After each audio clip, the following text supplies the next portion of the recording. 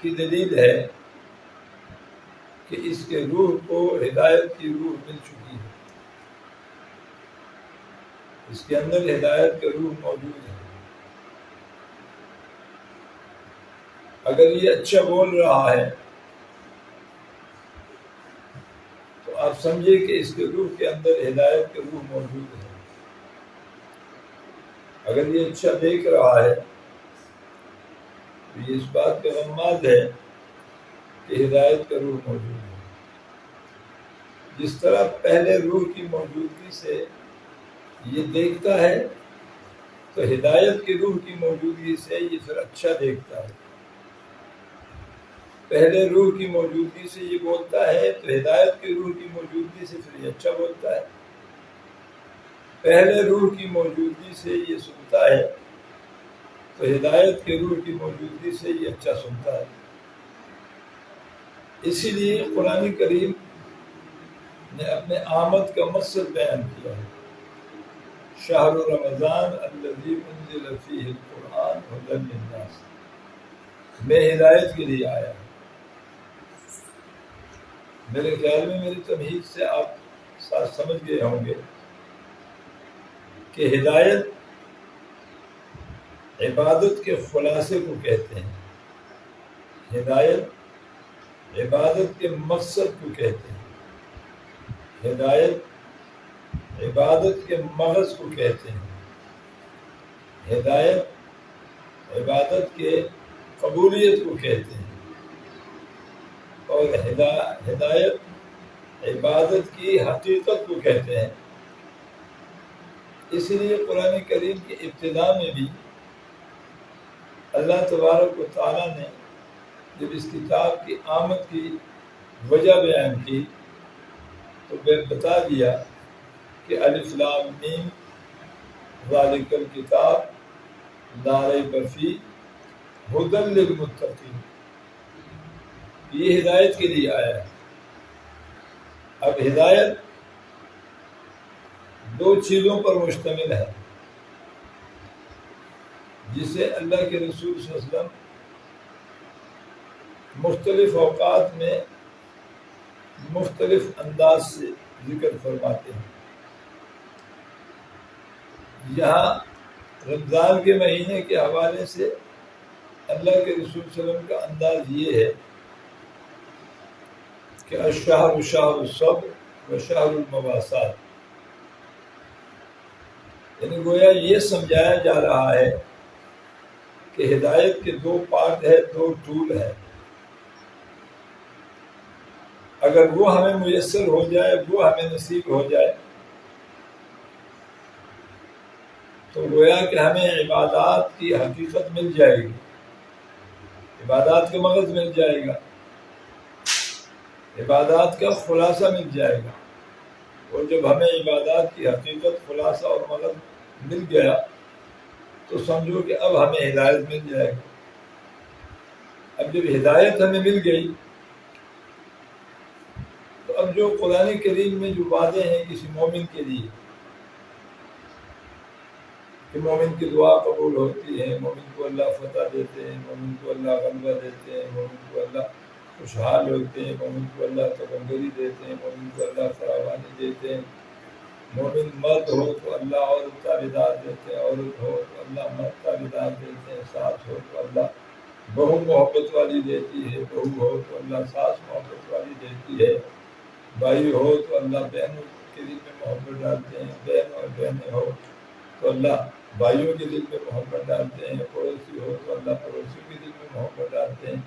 اب یہ ساری جو چیزیں ہیں، یہ جو وعدے ہیں، یہ جس مومن کے ساتھ ہے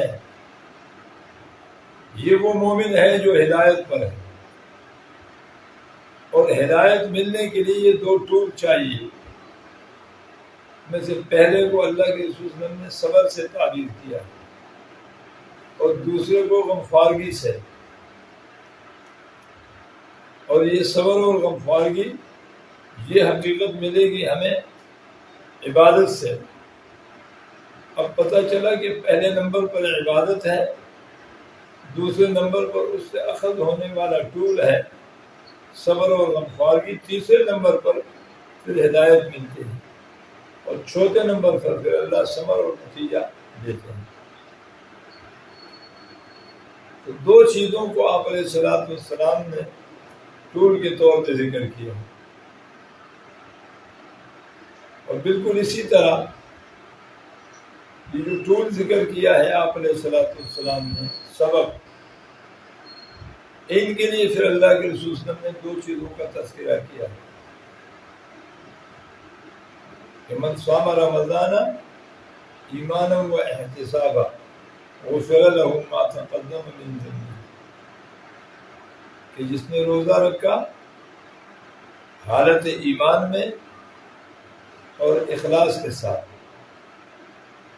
اب یہ جو دو چیزیں بیان فرمائی ہیں، صبر اور غمخواری، تو اس میں اشارہ کیا گیا کہ ایمان اور اخلاص۔ اب صبر کے لیے پہلا جملہ ایمان کا لایا گیا، اور غمخواری کے لیے جملہ ثانیہ اخلاص کا لایا گیا۔ اگر آپ متوجہ رہے تو میں اسی پر انشاءاللہ دو چار باتیں آپ کے گوش گزار کرنا چاہوں گا۔ بالکل اسی طرح چونکہ تفسیر قرآن کے ختم کا موقع ہے، تو میں قرآن کے خلاصے کے طور پر آپ کے سامنے گزارش کرنے لگا ہوں۔ قرآن کریم کی ابتدا بسم اللہ سے ہوتی ہے، اور انتہا سورہ ناس من الجنت والناس سے ہوتا ہے۔ بسم اللہ سے ابتدا ہوئی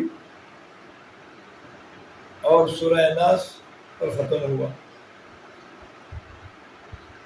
جس طرح قرآن کی ابتدا بسم اللہ سے ہوئی، تو اگر ہم دیکھنا چاہیں کہ بسم اللہ کی ابتدا کس سے ہوئی، تو بسم اللہ کی ابتدا با سے ہوئی۔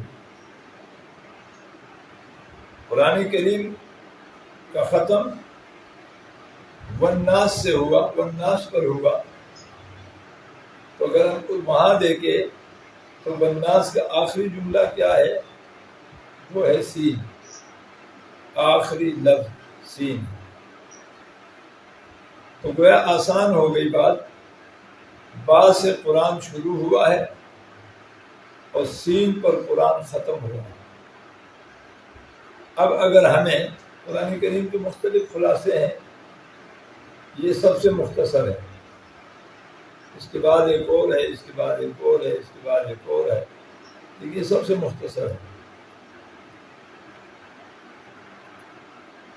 اگر ہم غور کریں کہ قرآن کریم کا خلاصہ با سے شروع ہوا ہے، با سے قرآن کی ابتدا اور سین پر ختم، تو لفظ با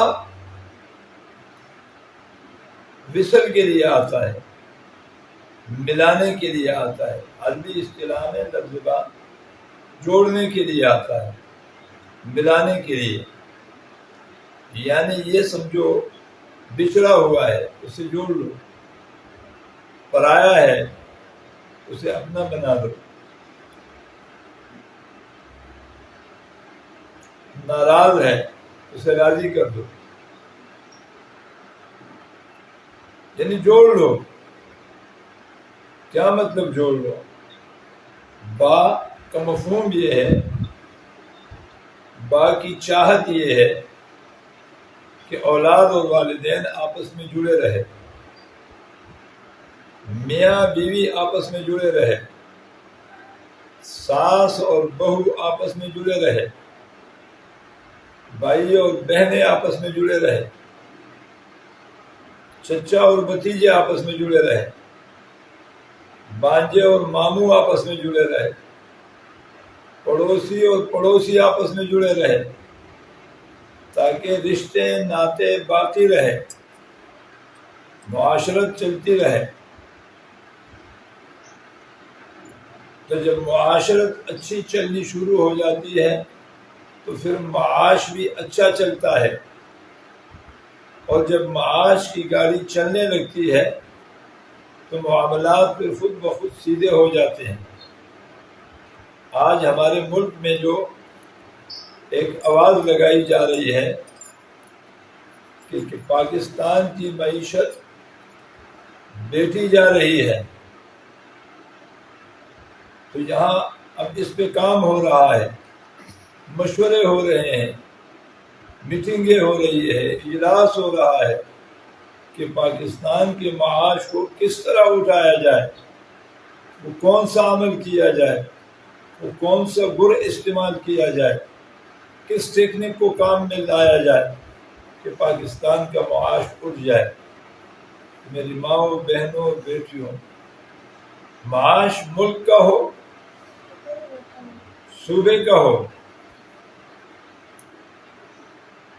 علاقے کا ہو، ضلع کا ہو، ایک خاندان کا ہو، ایک گھر کا ہو یا ایک ذات کا ہو، ملک سے لے کر ذات تک اگر معاشی معاملات بیٹھ گئے ہیں، معاشی معاملات کا پہیہ جام ہو گیا ہے، بریک ہو گیا ہے، ڈاؤن ہونے آ رہا ہے، تو اس کا علاج آج سے 1500 سال پہلے اللہ نے اپنے کلام میں ذکر فرمایا اور جناب رسول اللہ صلی اللہ علیہ وسلم نے امت کو پیغام پہنچا دیا۔ فَلْيَعْبُدُوا رَبَّ هَذَا الْبَيْتِ الَّذِي أَطْعَمَهُم مِّن جُوعٍ وَآمَنَهُم مِّن خَوْفٍ۔ اس میں سمجھا دیا کہ یہ جو گھر والا ہے، یہ جو بیت اللہ والا ہے، یہ جو عرشوں پر رحمان ہے، اس گھر کے جو رب ہے، جو مالک ہے، تم اس کے عبادتوں میں لگ جاؤ اور عبادتوں میں ایسا انہماک اور اخلاص پیدا کرو کہ تم اس کی حقیقت تک پہنچ جاؤ۔ تو جب تمہاری عبادتوں میں انہماک اور اخلاص پیدا ہو جائے گا، فَلْيَعْبُدُوا رَبَّ هَذَا الْبَيْتِ، اور تم عبادتوں کے اخلاص تک اور حقیقت تک پہنچ جاؤ گے، تو اس کے نتیجے میں تمہیں ہدایت مل جائے گی۔ اور جب تمہیں اس گھر کے رب کی عبادت کے اخلاص اور انہماک کے نتیجے میں ہدایت مل گئی، الذی اطعمہم، پھر اس کا نتیجہ یہ ہوگا کہ اللہ تمہارے معاش کو اٹھا دے گا، تمہارے معاش کا بٹا اٹھ جائے گا، تمہارا معاش جو جام ہو گیا ہے وہ چلنے لگ جائے گا، تمہارے معاش کے پہیے میں تیز رفتاری آ جائے گی، دنیا حیران ہو جائے گی کہ انہوں نے کون سا حربہ استعمال کیا کہ ان کا معاش اتنا تیزی سے اٹھا۔ تو وہ تیزی سے اٹھنے والا حربہ وہ آمنہم، اگلا جملہ ہے کہ اللہ تمہیں دو نعمتوں سے نواز دے گا، ایک تو تمہارا معاشی معاملہ چلنے لگے گا اور دوسرا تمہیں اللہ تبارک و تعالی امن عطا کر دے گا۔ امن میں اشارہ اس چیز کا ہے کہ جب معاشرت درست ہو جاتا ہے تو بھائی بہن سے مطمئن ہو جاتا ہے، جب معاشرت درست ہو جاتا ہے تو بیوی شوہر سے مطمئن ہو جاتی ہے، شوہر بیوی سے مطمئن ہو جاتا ہے، چچا بھتیجے سے مطمئن ہو جاتا ہے، ساس بہو سے مطمئن ہو جاتی ہے، بہو ساس سے مطمئن ہو جاتی ہے، بھائی بہنوں سے اور بہنیں بھائیوں سے مطمئن ہو جاتی ہے، پڑوسی سے مطمئن ہو جاتا ہے۔ تو جب معاشرت صحیح ہو جاتا ہے، اطمینان کی کیفیت پیدا ہو جاتی ہے، تو پھر معاشرے میں امن پیدا ہو جاتا ہے۔ یہ امن جب ہی آتا ہے جب معاشرت درست ہو جائے، اور معاش جب ہی اٹھتا ہے جب معاشرت ہی درست ہو جائے۔ اسی معاشرت کی درستگی کا دوسرا نام ہدایت ہے۔ اس کو ہدایت کہتے ہیں۔ تو اس ہدایت کی ابتدا، چونکہ قرآن کتاب ہدایت ہے، تو اس کی ابتدا اللہ تبارک و تعالی با سے فرماتے ہیں۔ با میں اشارہ یہ دیا جاتا ہے کہ تم ایک ہو جاؤ، تم آپس میں محبت کرنے لگ جاؤ، تم درگزر کرنے لگ جاؤ، تم صبر کرنے لگ جاؤ، تم معاف کرنے لگ جاؤ، تم معافی مانگنے لگ جاؤ، تم عطا کرنے والے بن جاؤ، تم فیاض بن جاؤ، تم سخی بن جاؤ، تم پیار سے بولنے والے بن جاؤ، تم محبت بانٹنے والے بن جاؤ، تم سخت جملوں کے مقابلے میں نرم رویہ اختیار کرنے والے بن جاؤ، تم سخت بول کے جواب میں پیار سے بولنے والے بن جاؤ،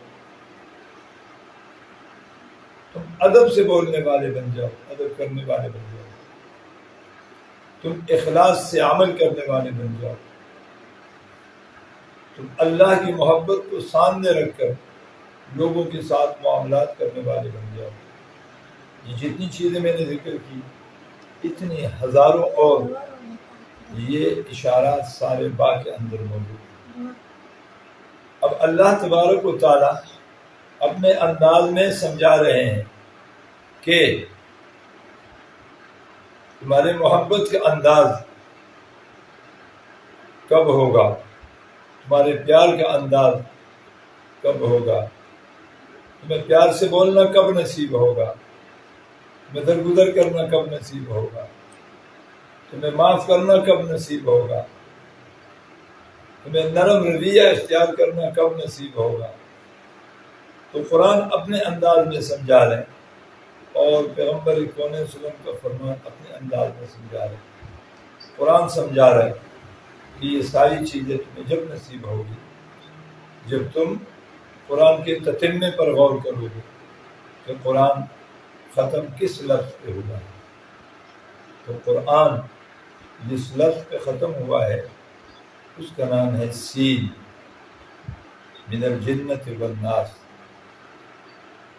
محبت کب باقی رہے گی، پیار کب باقی رہے گی، درگزر کب باقی رہے گی، صبر کب تک چلتی رہے گی، معاف کرنا کب تک چلتی رہے گی، معافی مانگنے کب تک چلتی رہے گی، جب تک لفظ سین پر عمل ہوگا۔ سین میں اشارہ سماعت کی طرف ہے، سننے کی طرف ہے، یعنی اشارہ یہ ہوا کہ جن ماحولوں میں، جن گھروں میں، جن رشتوں میں، جن خاندانوں میں سننے کا مادہ زیادہ اور بولنے کا مادہ کم ہو، وہاں محبت جنم لیتی ہے، وہاں پیار پنپتا ہے، وہاں درگزر کا ماحول بنتا ہے،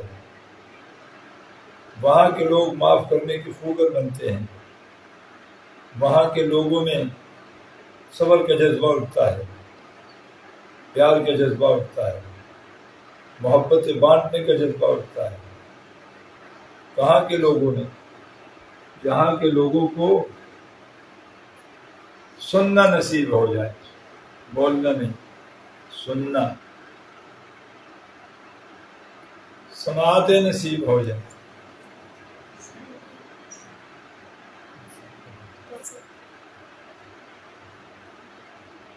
سننا نصیب ہو جائے، بولنا نہیں۔ ان جملوں پر غور کرے۔ سننا، سین سماعت کے لیے آتا ہے۔ ان اللہ سمیع علیم، اللہ سننے والے ہیں، اللہ علیم ہے۔ اس میں بھی بڑے اشارات ہیں۔ ایک یہ کہ میں اللہ ہو کے کافر کی سنتا ہوں، میں اللہ ہو کے مشرک کی سنتا ہوں، میں اللہ ہو یہودی عیسائی کی سنتا ہوں، میں اللہ ہو کے نافرمانوں کی سنتا ہوں۔ تو کیا ہوا؟ تم بندہ یا بندی ہو کر بھائی کی نہیں سن سکتے ہو، بہن کی نہیں سن سکتے ہو، شوہر کی نہیں سن سکتے ہو، بیوی کی نہیں سن سکتے ہو، بہو کی نہیں سن سکتے ہو، ساس کی نہیں سن سکتے ہو، چچا کی نہیں سن سکتے ہو، بھتیجے کی نہیں سن سکتے ہو، پڑوسی کی نہیں سن سکتے ہو. کیا ہوا تمہیں؟ میں اللہ ہو کہ سب کی سنتا ہو، اور تم بندہ یا بندی ہو کر نہیں سن سکتے ہو. تم مجھ سے بڑے ہو. اگر تم یہ کہتے ہو کہ ہمیں نظر آ رہا ہے کہ وضو کر رہے وضو کر رہے وضو کر رہے، تو میں کیسے سنوں؟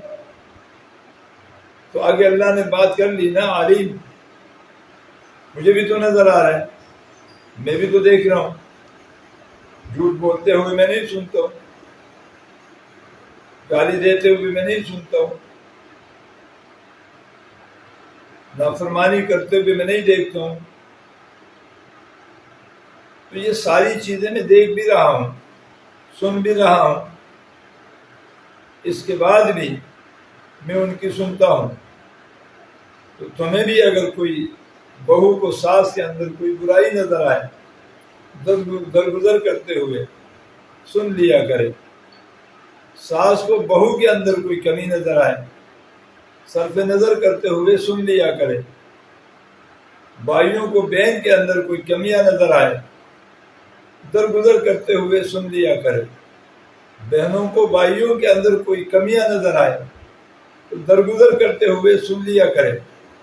پڑوسی کو پڑوسی کے اندر کوئی کمیاں نظر آئے، درگزر کرتے ہوئے سن لیا کرے. یہی تو اللہ نسخہ کیمیا دے رہے ہیں. اسی کو تو آگے جا کے لفظ ہدایت سے تعبیر کیا جا رہا ہے کہ جب تم درگزر کرتے ہوئے، الشہر شہر الصبر، صبر تو جب ہی ہوگا نا جب تم درگزر کرو گے. میں اچھا اور آپ اچھی، میں اچھی اور آپ اچھا، تو صبر کہاں سے ہوگا؟ بھائی بھی اچھا اور بہن بھی اچھے، صبر کہاں سے ہوگا؟ شوہر بھی اچھا اور بیوی بھی اچھی، صبر کہاں سے ہوگا؟ ساس بھی اچھی اور بہو بھی اچھی، صبر کہاں سے ہوگا؟ چچا بھی اچھا اور بھتیجا بھی اچھا، تو صبر کہاں سے ہوا؟ والدین بھی اچھے اور ماں باپ بھی اچھے، اولاد بھی اچھی، تو صبر کہاں سے ہوگا؟ یہ پڑوسی بھی اچھا اور وہ بھی اچھا، تو صبر کہاں سے ہوگا؟ اور میری ماؤں بہنوں بیٹیوں سمجھنے کی کوشش کرو. ہماری شکایت یہ ہوتی ہے وہ جو یوں ہے، بھائی وہ یوں نہیں رہے تو پھر میں صبر کہاں سے کروں؟ اگر وہ بھی میری طرح اچھی ہو جائے تو صبر کہاں سے ہوگا؟ وہ میری طرح نہیں ہوگی تب تو میں صبر کروں گی. میرا بھائی میری طرح نہیں ہوگا تب تو میں صبر کروں گی. میری ساس میری طرح نہیں ہوگی تب تو میں صبر کروں گی. میری بہو میری طرح نہیں ہوگی تب تو میں صبر کروں گی. میری بیٹی میری طرح نہیں ہوگی تب تو میں صبر کروں گی. میری ماں میری طرح نہیں ہوگی تب تو میں صبر کروں گی. یہی تو وہ ٹول ہے. جب میں صبر کرنے لگ جاؤں گی تو مجھے باغ کا نتیجہ ملے گا. قرآن کریم میں اللہ تبارک و تعالیٰ ایک اور مقام پہ فرماتے ہیں وَلَا تَسْتَوِي الْحَسَنَةُ وَلَا السَّيِّئَةُ اِدْفَعْ بِالَّتِي هِيَ أَحْسَنُ فَإِذَا الَّذِي بَيْنَكَ وَبَيْنَهُ عَدَاوَةٌ كَأَنَّهُ وَلِيٌّ حَمِيمٌ. یہاں پھر فرمائے وَمَا يُلَقَّاهَا إِلَّا الَّذِينَ صَبَرُوا وَمَا يُلَقَّاهَا إِلَّا ذُو حَظٍّ عَظِيمٍ. آگے مسلمان کا تذکرہ کر کے پیچھے اس کے صفات بیان ہو رہے ہیں کہ مسلمان وہ لوگوں کو نیک کام کی دعوت دیتا ہے، برے کاموں سے روکتا ہے، اور یہ جو نیکیوں کی بات کرتا ہے برائی سے روکتا ہے. یہ مسلمانوں کی صفت بیان کی، اور آگے یہ بھی تذکرہ کیا. انداز سے پتہ چلتا ہے وَقَالَ إِنَّنِي مِنَ الْمُسْلِمِينَ کہ وہ اپنے آپ کو کوئی بڑا آدمی نہیں سمجھتا ہے. اپنے وعظ کرنے سے، اپنے نصیحت کرنے سے، اپنے بیان کرنے سے، اپنے ان تفسیر پڑھانے سے، درس پڑھانے سے، حدیث پڑھانے سے، بیان کرنے سے. وَقَالَ إِنَّنِي مِنَ الْمُسْلِمِينَ. نقطے پر غور کیا جائے. وہ ان کاموں کے کرنے سے خود کو بڑا نہیں سمجھتے ہیں. کہ میں بڑی نصیحت کر رہی ہوں، تمہیں بڑی واز کر رہی ہوں، تمہیں بڑی دعوت دے رہی ہوں، تمہیں لوگوں کی بڑی اصلاح کے کام میں لگی ہوں. وقال اننی من المسلمین، اس کے کرنے سے وہ اپنے آپ کو الگ سے نہیں سمجھتی ہے، بڑا نہیں سمجھتی ہے. اننی من المسلمین، جس طرح عام مسلمان ہے ویسے میں بھی ہوں، میرے اندر اور عام مسلمانوں کے اندر کوئی فرق نہیں. ایسا نہ ہو کہ بولنے والا خود کو عام مسلمانوں سے کوئی الگ سمجھنے لگے. اب یہ بیماری پیدا ہوتی ہے بولنے والے میں اور بولنے والی میں،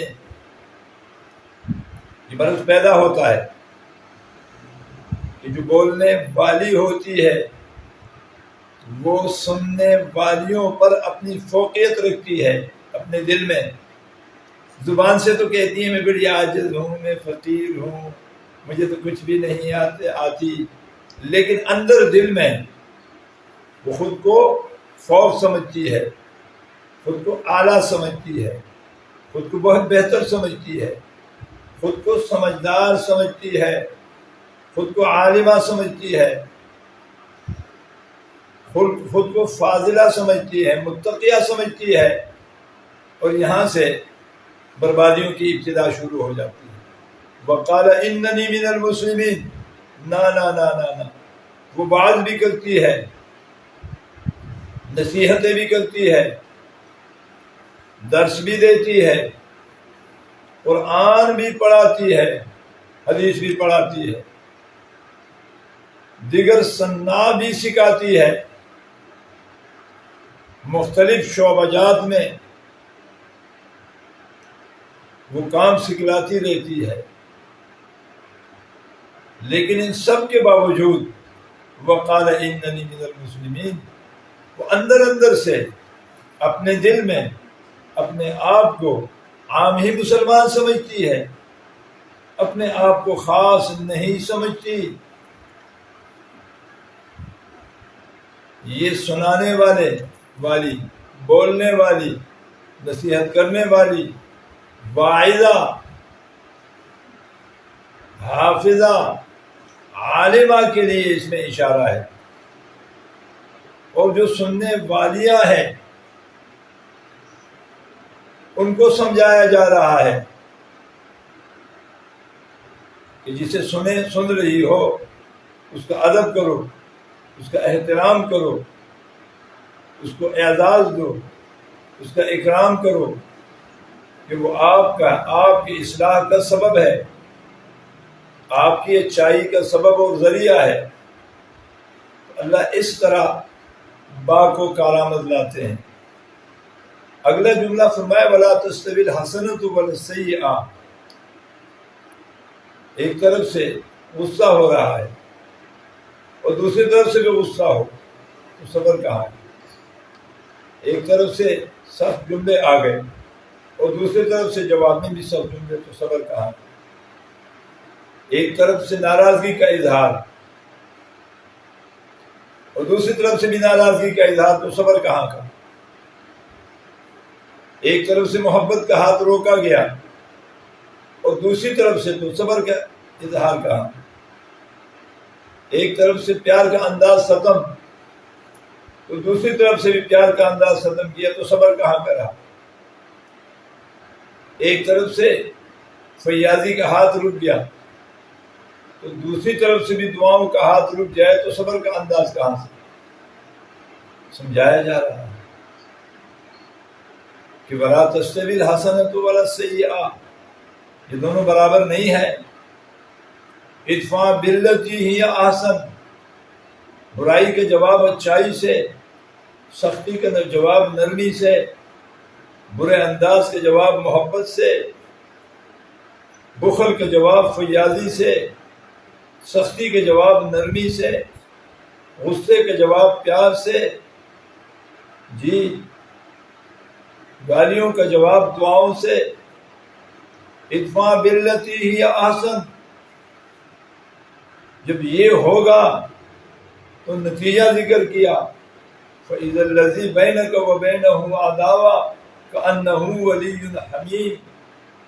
ساس کو سمجھایا جا رہا ہے کہ بہو کے غفلتوں سے درگزر کرتے ہوئے محبت والا انداز اختیار کر لو، پیار والا انداز اختیار کر لو، درگزر والا انداز اختیار کر لو، معافی والا انداز اختیار کر لو، محبت والا انداز اختیار کر لو۔ یہ میں نہیں کہہ رہا، یہ اللہ اپنے کلام میں غالباً سورہ حشر میں فرما رہے ہیں کہ اے ساسو تم اپنے اندازوں کو بدلو، پیار والا انداز، محبت والا انداز، درگزر والا انداز، بخشش والا انداز، عطا والا انداز اختیار کر لو، تو کیا ہوگا؟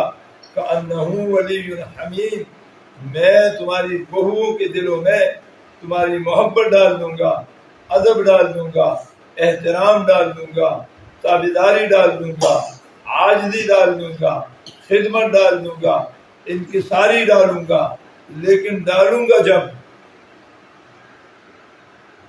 جب تمہارا رویہ پیار والا ہو جائے، محبت والا ہو جائے، درگزر والا ہو جائے، معاف کرنے والا ہو جائے، فیاضی والا ہو جائے، بخشش والا ہو جائے، عطا والا ہو جائے۔ اور یہ کب ہوگا؟